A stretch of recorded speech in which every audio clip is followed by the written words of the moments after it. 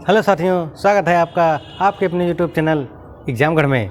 साथियों, हम लोग एलसीएम और एचसीएफ के एलसीएम और एचसीएफ के न्यूमेरिकल सॉल्व कर रहे थे और हमने इसके सूत्र भी तैयार कर लिए हैं और इसके काफ़ी न्यूमेरिकल भी सॉल्व कर लिए हैं। इसमें जो भी बचे हुए न्यूमेरिकल हैं, आइए हम उनको सॉल्व करने की कोशिश करते हैं। वीडियो स्टार्ट करने से पहले अगर आपको वीडियो पसंद आए तो आप वीडियो को लाइक कर देना और अपने दोस्तों के साथ शेयर कर देना। आइए हम देखते हैं, ये चैप्टर हमारा चल रहा है एलसीएम एंड एचसीएफ, जिसे हम लोग लघुत्तम समापवर्तक और महत्तम समापवर्तक भी कहते हैं, जिसे शॉर्ट में हम लोग लासा और मासा कहते हैं। आइए हम इसके न्यूमेरिकल देखते हैं। दो संख्याएं 3:4 के अनुपात में हैं।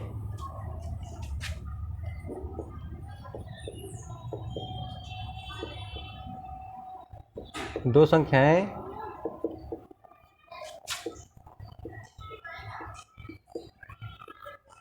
3:4 के अनुपात में हैं। इनका लघुत्तम समापवर्तक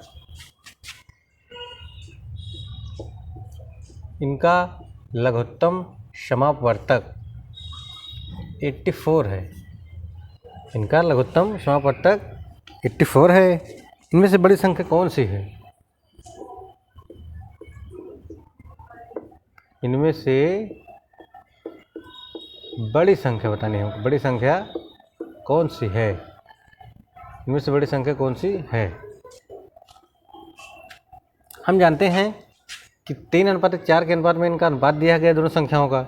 तो जिसका अनुपात जो 4 अनुपात वाला हमारा संख्या आएगा वही हमारा बड़ी संख्या होगा। तो 3 वाला आएगा, छोटा वाला हो जाएगा। और छोटा वाला पूछता तो हम 3 अनुपात वाला निकालते हैं और बड़ा वाला पूछेगा तो हम 4 अनुपात वाला निकालेंगे। हम देखते हैं दो संख्याएं हैं, तो इनको हम मान लेते हैं 3x और 4x। दो संख्याएं हमारी 3x और 4x के अनुपात में है। 3:4 अनुपात में है, तो पहली संख्या मान लेते हैं 3x और दूसरी मान लेते हैं 4x। और इनका लासा दिया हुआ है 84। हमको सूत्र पता है।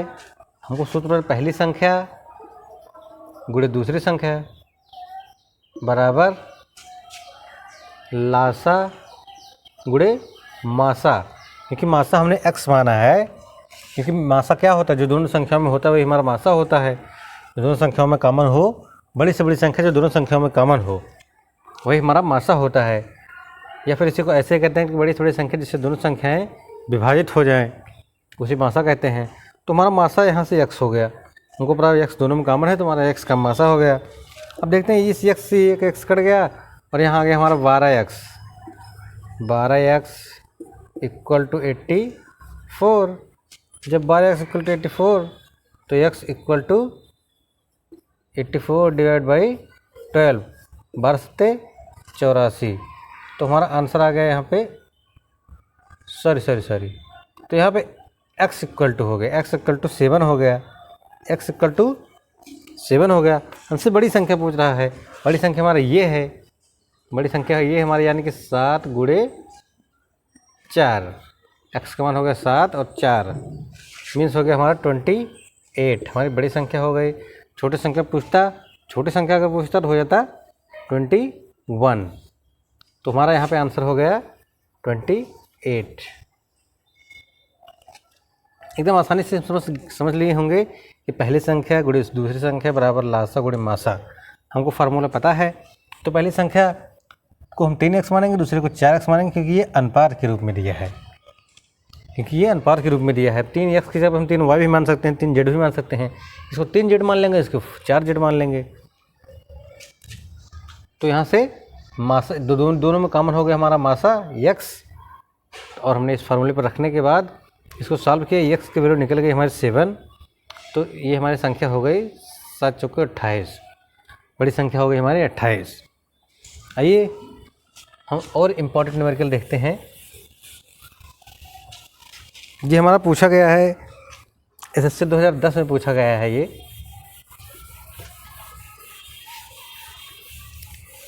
ज़्यादातर हम ऐसे न्यूमेरिकल सॉल्व कराने की कोशिश करते हैं जो किसी न किसी एग्ज़ाम में पूछा गया है। वैसे तो न्यूमेरिकल्स बहुत सारे हैं कि एक चैप्टर को सॉल्व कराने लगो तो महीनों बीत जाए, उसके न्यूमेरिकल ही ना ख़त्म हो। तो इसीलिए हम ऐसे न्यूमेरिकल सॉल्व कराने की कोशिश करते हैं जो कभी ना कभी पूछे गए हैं। आइए हम देखते हैं अगला।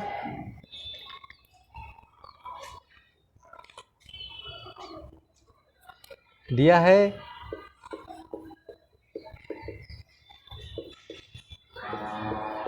दो संख्याओं का लघुत्तम समापवर्तक, दो संख्याओं का लघुत्तम समापवर्तक 120 है, 120। दो संख्याओं का लघुत्तम समापवर्तक 120 है। कह रहा है निम्नलिखित में से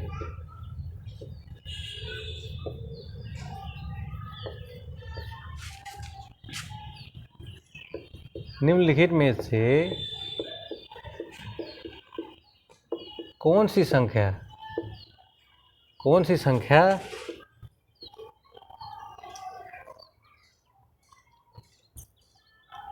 इन संख्याओं का मासा नहीं हो सकती।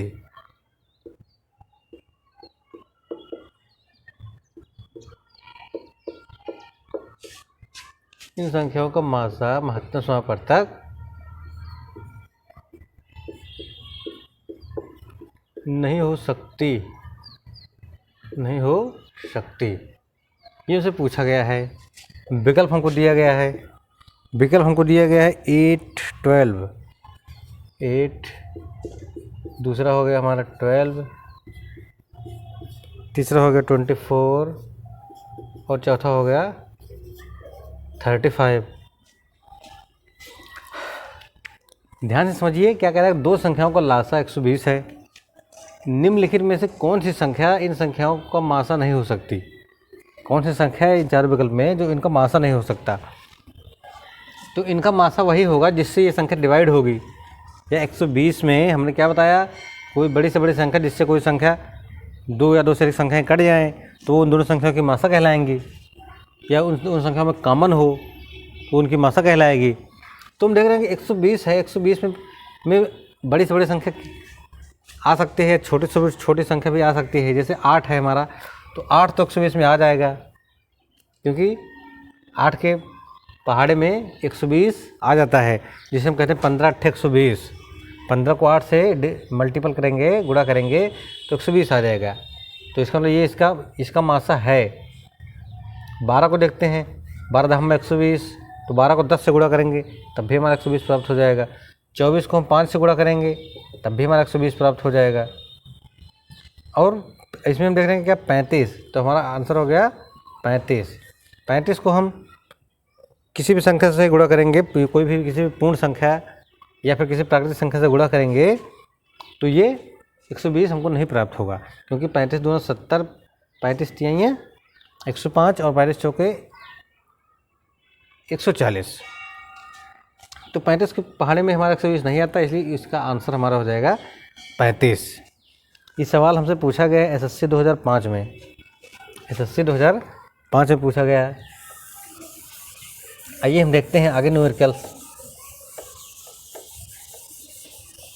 आप लोग मैथ सॉल्व करते रहिए। LCM HCF इसके पहले हमने सरलीकरण भी पढ़ा दिया है, या फिर इसे कह सकते हैं हम लोग नंबर सिस्टम, संख्या पद्धति पढ़ाया है, तो आप लोग उसको भी लगाते रहिए।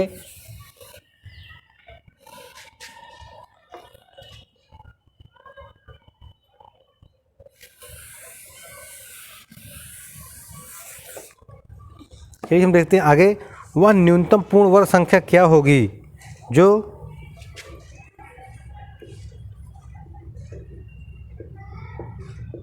वह न्यूनतम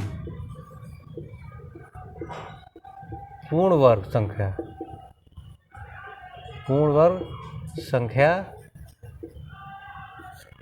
क्या होगी? वह न्यूनतम पूर्ण वर्ग संख्या क्या होगी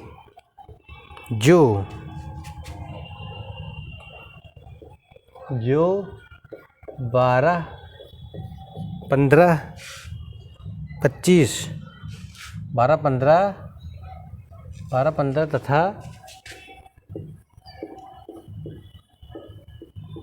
25 से पूर्णतः विभक्त हो।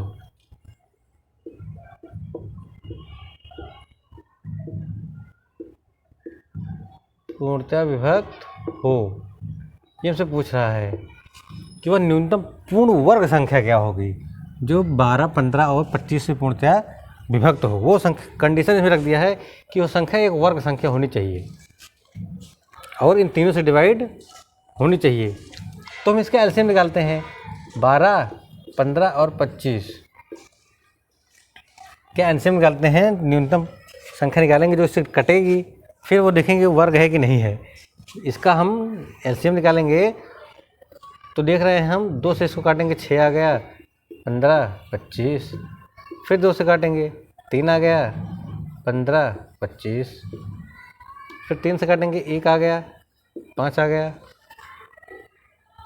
25, फिर 5 से काटेंगे 1 आ गया, 5 आ गया और इधर 5 आ गया, फिर 5 से काटेंगे ये हमारा पूरा कट गया।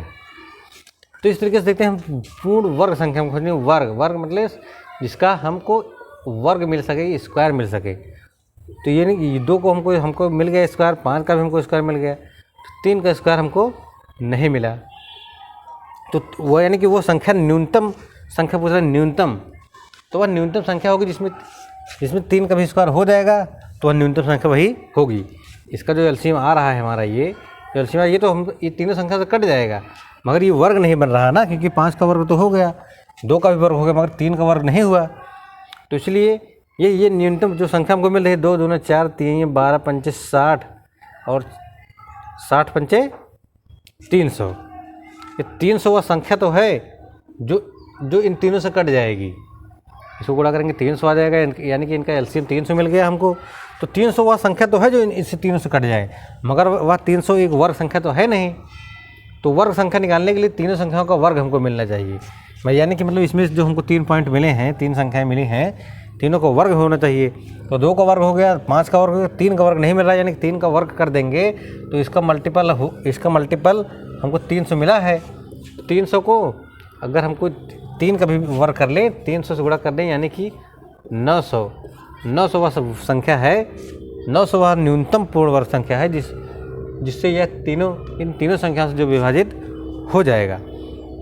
विकल्प में भी हमारे दिया है 400, 900, 1300 एंड 1600, यानी कि 400, 900, 1300 और 1600 चारों विकल्प में है। तो न्यूनतम व पूर्ण वर्ग संख्या हमारा 900 आ जाएगा जो इन तीनों संख्याओं से विभक्त हो। सॉल्व करने का तरीका एकदम आप लोग समझ लीजिए, एकदम आसानी से। तीनों संख्या से विभक्त कर रहा है पूर्ण वर्ग संख्या। अगर सिर्फ ये पूर्ण वर्ग ना लगा के वह पूछ लेता वह न्यूनतम संख्या क्या होगी, न्यूनतम संख्या पूर्ण वर्ग हटा देगा, वह न्यूनतम संख्या क्या होगी जो इन तीनों से डिवाइड हो, तीनों से विभक्त हो, तो डायरेक्ट इसका आंसर आ जाएगा 300।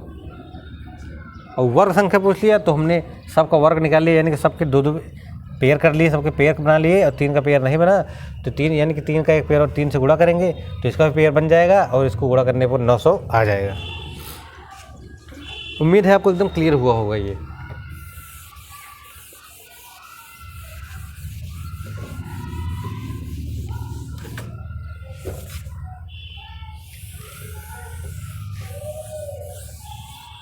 आइए देखते हैं अगला।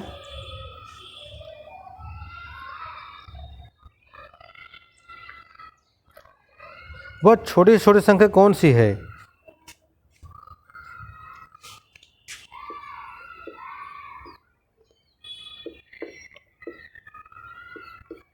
वह छोटी से छोटी संख्या कौन सी है? वह छोटी से छोटी संख्या कौन सी है जिसमें न जोड़ने पर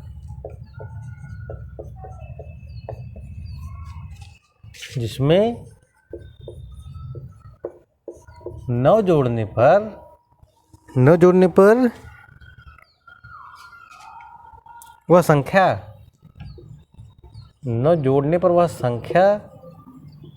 क्या होगा? 24, 32, 36, 54।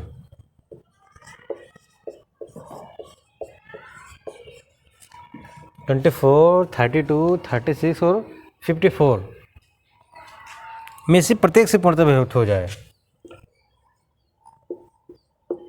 में से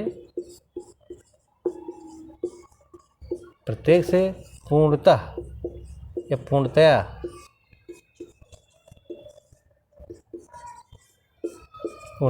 विभक्त हो जाए, पूर्णतया विभक्त हो जाए।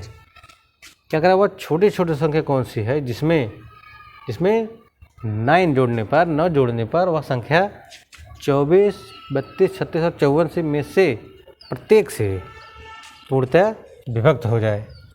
तो यहाँ पे हम देखते हैं कि छोटे छोटे संख्या पूछ रहा है और इन संख्याओं से विभक्त होना भी चाहिए, मगर कब, न जोड़ने पर। इसका मतलब क्या हो रहा है कि इसका लासा जो आएगा, इन लोगों का जो लघुत्तम समावर्तक निकलेगा वो तो इनसे डिवाइड हो जाएगा, मगर करा उसमें 9 जोड़ने पर वह डिवाइड हो, 9 जोड़ने पर अपने आप से ना डिवाइड हो। तो इसका मतलब इनकी एलसीएम में 9 की कमी है, इनकी एलसीएम से 9 कम उसका वैल्यू रहेगी, 9 कम उसका मान कम रहेगा, 9 वही वह संख्या होगी। स्पष्ट हो रहा होगा मैं क्या बोल रहा हूँ कि इनका एलसीएम जो आएगा वो तो इनसे पूरा डिवाइड हो ही जाएगा, मगर कह रहा कि वह संख्या हमको बतानी है छोटी छोटी हो और उसमें 9 जोड़ें तब वह इनसे डिवाइड हो। तो इसका मतलब क्या हो रहा है कि इनकी एलसीएम से वो संख्या 9 कम है, तो उसमें 9 जोड़ देंगे तो इनका एलसीएम निकल जाएगा, इसकी एलसीएम के वैल्यू के बराबर उसका मान आ जाएगा और वह संख्या डिवाइड हो जाएगी। आइए हम लोग सॉल्व करते हैं। और यहाँ पे होगा 54, इनका एलसीएम निकालेंगे, 2 से सबसे पहले काटते हैं, 12, 16, 18 और 27, फिर 2 से काटेंगे, 6, 8, 9 और ये 2 से हमारा कटेगा नहीं,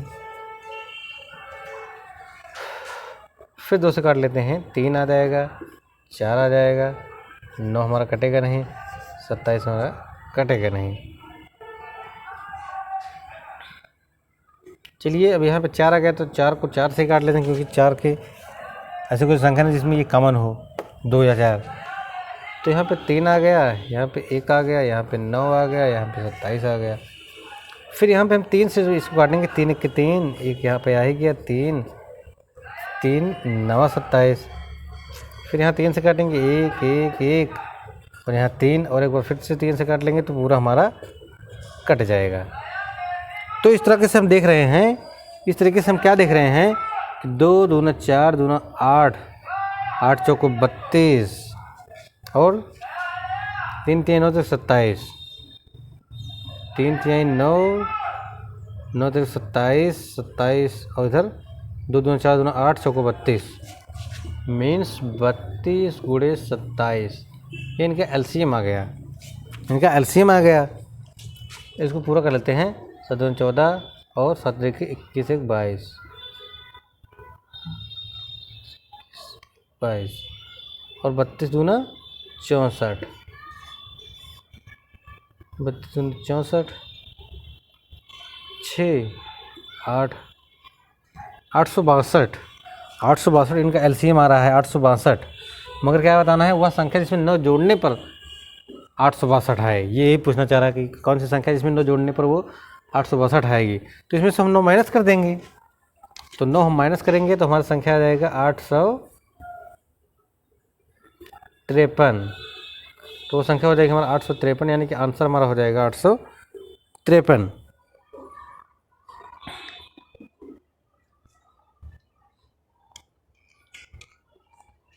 आइए हम अगला सॉल्व करते हैं।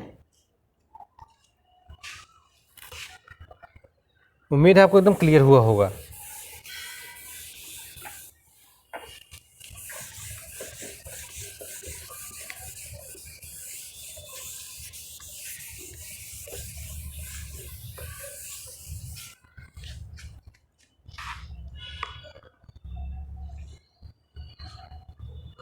किसी दूध वाले की एक टंकी में 75 लीटर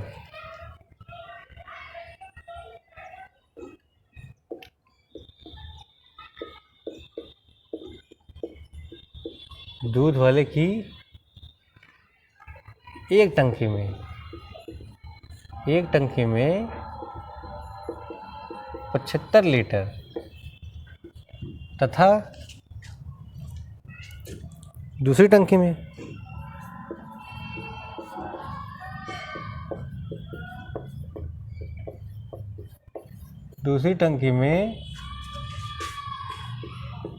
45 लीटर दूध है। 45 लीटर दूध है। ये हमसे क्या कहना चाह रहा है? बड़े से बड़े बर्तन की माप क्या होगी?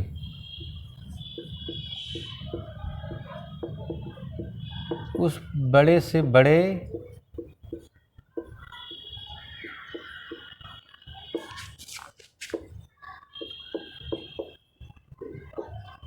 बर्तन की माप क्या होगी?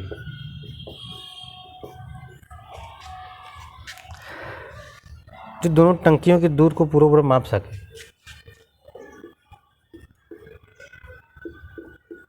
जो दोनों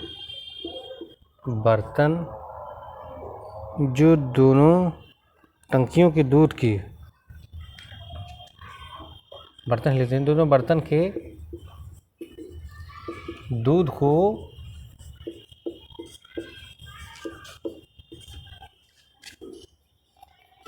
पूरा माप सके। क्या कह रहा है? दूध वाले की एक टंकी में 75 लीटर तथा दूसरी टंकी में 45 लीटर दूध है। उस बड़े से बड़े बर्तन की माप क्या होगी? जो दोनों, इसको बदल ही देते हैं, जो दोनों टंकियों की दूध को पूरा माप सके। पूरा मापना है, बड़े से बड़ा माप बताना है, तो पूरा माप दे। क्योंकि इसमें 75 है, इसमें 45 है। अगर हम कोई बड़ा सा 10 लीटर का एक कोई दूसरा बर्तन ले आए, तो कोई दूसरा बर्तन ले आए और उसको नापने लगे, तो ये इसमें से ये 10 लीटर का अगर वो रहेगा तो 7 बार में 70 लीटर नप जाएगा, 5 लीटर हमारा बच जाएगा। पूरा नहीं नप रहा है, 5 लीटर बच जा रहा है ना उसमें, और इसमें भी वही सेम कंडीशन आ जाएगी। ऐसे तो इसको निकालने का क्या तरीका है? इसमें बड़ा से बड़ा बर्तन निकालना, यानी कि बड़े से बड़ी संख्या जो दोनों में कॉमन है। कहने का मतलब इसका मासा निकालना है कि बड़ी से बड़ी संख्या जो दोनों में कॉमन है, उसी से दोनों संख्याएं विभाजित होती हैं, वही हमारा मासा होता है। तो यहाँ हम निकालते हैं 45 से 75 को भाग देते हैं, भाग बड़ी से इनका मासा निकालते हैं। 45 सिक्के 45, हम देखते हैं कि 5 में से 5 गया 0, यहाँ पे आ गया 30। फिर 45 को डिवाइड करेंगे 30 से, 30 सिक्के 30, यहाँ पे आ गया 15। फिर 15 से डिवाइड करेंगे इस 30 को, तो देखते हैं कि 15 दूना 30, ये कट गया पूरा। तो यहाँ से हमको मिल गया जिस संख्या से पूरा कटता है लास्ट में, वही हमारा मासा होता है। तो हम देख रहे हैं कि 15 से पूरा डिवाइड हो गया, 15 से हमारा पूरा डिवाइड हुआ, तो इसका मतलब इसका मासा हो गया 15। तो इसका मतलब 15 ही वह माप है, 15 लीटर का वह बर्तन है जिससे इसको पूरा मापा जा सकेगा। कहने का मतलब 15 इसको नापेंगे, 15 × 5 = 75, 5 बार में इसको हम पूरा माप देंगे, 15 × 5 = 75 हो जाएगा पूरा। और 15 × 3 = 45, 3 बार में इसको माप लेंगे तो हमारा पूरा माप जाएगा। और इसके अलावा हम दूसरा कोई माप लेंगे तो हमारा पूरा नहीं माप पा रहा है। जैसे हम 10 ले रहे हैं या फिर, लेकिन हमको बड़ा से बड़ा माप लेना है, छोटे से छोटे माप लेंगे तो हमारा आ जाएगा। जैसे हम 5 लीटर ले लेंगे तो 5 लीटर से भी ये नप जाएगा। एक बार में 5 लीटर नापेंगे तो यहाँ से भी नप जाएगा, और यहाँ से भी एक बार 5 लीटर नापेंगे तो 5 × 9 = 45, ये भी नप जाएगा। 15 × 5 = 75, तो 15 बार में ये भी पूरा माप जाएगा। मगर 5 जो है क्या है, हमारा छोटा माप हो गया है। हमको बड़ा से बड़ा माप लेना है, बड़ा से बड़ा माप, जिससे बड़ा नहीं लिया जा सकता तो इसको मापने के लिए। तो 15 ही मैक्सिमम वह माप है।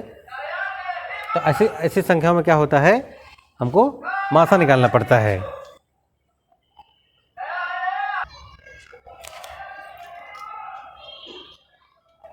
उम्मीद है साथियों आपको एक न्यूमेरिकल्स जो हमने बताए आपको अच्छी तरीके से समझ में आए होंगे।